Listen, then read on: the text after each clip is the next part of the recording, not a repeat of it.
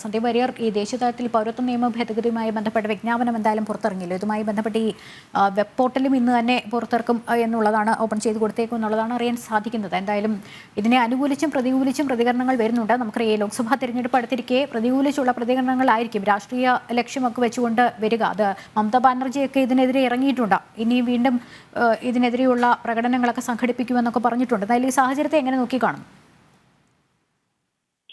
അല്ല, CAA എന്ന് പറയുന്നത് മനുഷ്യാവകാശപരമായിട്ടുള്ള രാജ്യത്തിന്റെ നിലപാട് ഉയർത്തിപ്പിടിക്കുന്ന ഒരു നിയമ ഭേദഗതിയാണ്. നമ്മുടെ പാസ്പോർട്ടുമായി ബന്ധപ്പെട്ട പൗരത്വവുമായി ബന്ധപ്പെട്ട് രാജ്യം നടത്തിയിട്ടുള്ള സുപ്രധാനമായിട്ടുള്ള ഒരു നിയമം തന്നെയാണ് CAA എന്ന് പറയുന്നത്, പൗരത്വ നിയമ ഭേദഗതി എന്ന് പറയുന്നത്. അത് വാസ്തവത്തിൽ നമ്മുടെ അയൽ രാജ്യങ്ങളായിട്ടുള്ള പാകിസ്ഥാൻ, ബംഗ്ലാദേശ്, അതുപോലെ അഫ്ഗാനിസ്ഥാൻ തുടങ്ങിയ 3 രാഷ്ട്രങ്ങളിൽ മതപരമായ പീഡനം അനുഭവിച്ചതിന്റെ പേരിൽ രാജ്യത്തേക്ക് കടന്നു വന്നിട്ടുള്ള നിരവധി ആളുകൾ അവർ പൗരത്വത്തിനായി കാലങ്ങളായി അപേക്ഷ നൽകി കാത്തിരിക്കുകയാണ്.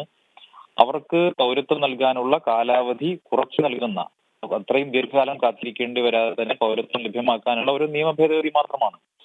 ഈ 3 രാജ്യങ്ങൾ നമുക്കറിയാം. അത് പാകിസ്ഥാൻ ആണെങ്കിലും അഫ്ഗാനിസ്ഥാൻ ആണെങ്കിലും ബംഗ്ലാദേശ് ആണെങ്കിലും അത് ഒരു മതരാഷ്ട്രങ്ങളാണ്.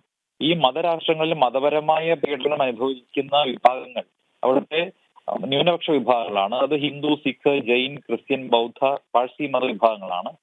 അവർക്ക് ഇന്ത്യയിൽ പൗരത്വം നൽകാനുള്ള നിയമ ഭേദഗതിയാണ് നടപ്പാക്കിയിട്ടുള്ളത്.